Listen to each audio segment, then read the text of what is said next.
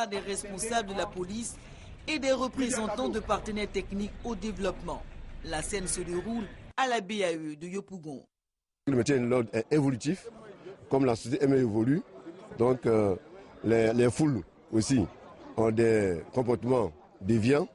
Donc comment faire face à ce genre de foule? Quand la foule est calme, quel procédé utiliser, quelle technique employer? Quand la foule est violente, quelle technique employer?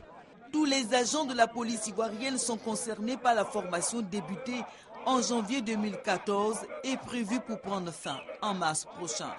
Plus de 1500 policiers ont déjà acquis des techniques de maintien d'ordre. Vous voyez que nous rentrons dans une année élective où nous avons des élections générales. Il est question de donner aux policiers le savoir-faire, le savoir-être, le savoir-faire faire. Il faut qu'on ait des policiers bien formés pour éviter toute interprétation.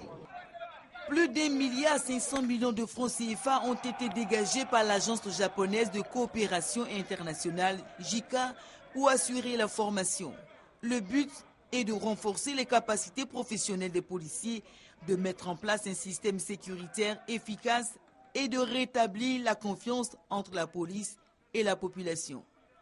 Notre axe de coopération pour la Côte d'Ivoire est tout d'abord pour soutenir à la gouvernement ivoirien pour réaliser une société sécurisée. Donc dans ce cadre, on est très heureux de faire notre coopération dans la formation de la police nationale. Si la sécurité est aujourd'hui le premier des axes prioritaires du Japon en Côte d'Ivoire, pour le pays, elle constitue l'épine dorsale du plan national de développement. Un programme pour lequel le gouvernement doit recueillir 11 milliards de francs CFA et ne cesse de multiplier les requêtes auprès des partenaires internationaux pour obtenir des financements. L'autre priorité de la coopération ivoiro-japonaise inscrite dans le PND est le renforcement de la cohésion sociale. Dans ce quartier d'Abobo, à Nonkouakouté 3, une école primaire est en cours de construction.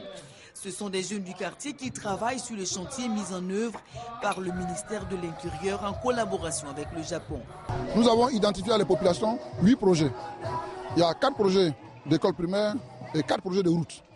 Donc il y a 2 qui se déroulent à Abobo en termes de route et 2 écoles primaires en termes d'école à Abobo et ensuite 4 autres projets à Yopougon.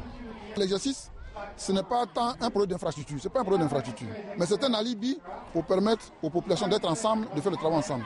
Abobo et Yopougon, 2 zones touchées par la crise ivoirienne.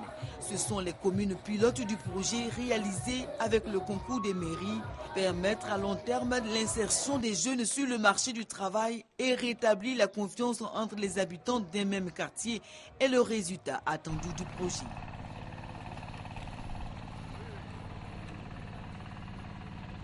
L'une des réalisations de la coopération ivoiro-japonaise se fait ici à Zata, à 10 km du district de Yamoussoukro. La Côte d'Ivoire dispose d'un milieu naturel propice à la riziculture. Malgré cet atout, le pays importe en grande partie sa consommation locale du riz.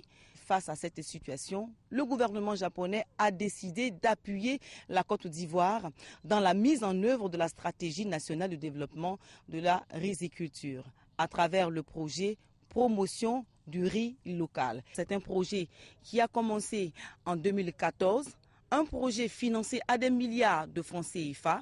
Ici, travaillent côte à côte experts japonais et ivoiriens.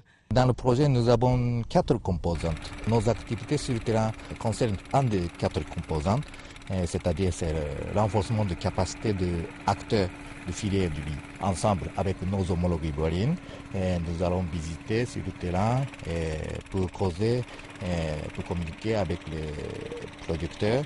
Et puis, nous allons expliquer leurs difficultés. Les zones ciblées par le projet de promotion du riz local, le district de Yamoussoukro, la région du Bélier, du Béquet et le district d'Abidjan. Ce projet est porté par le ministère de l'Agriculture et l'Agence japonaise de coopération internationale. Le projet a pris en compte les 40 hectares du périmètre. Et nous ont donné des intrants, ils nous ont fait des formations en gestion coopérative, des formations de techniques culturelles. Et c'est ce que nous essayons d'appliquer sur le périmètre. L'histoire de la coopération ivoiro-japonaise est à rechercher en 1980, l'année du miracle ivoirien. De cette coopération est née la construction et l'ouverture de l'Académie régionale des sciences et techniques de la mer. Ces dernières années, les relations diplomatiques et économiques se sont intensifiées entre les deux pays. Les visites du président Alassane Ouattara dans l'archipel nippon ont favorisé ce réchauffement. Le fait marquant du rapprochement, la visite à Abidjan en janvier 2014 du Premier ministre japonais Shinzo Abe.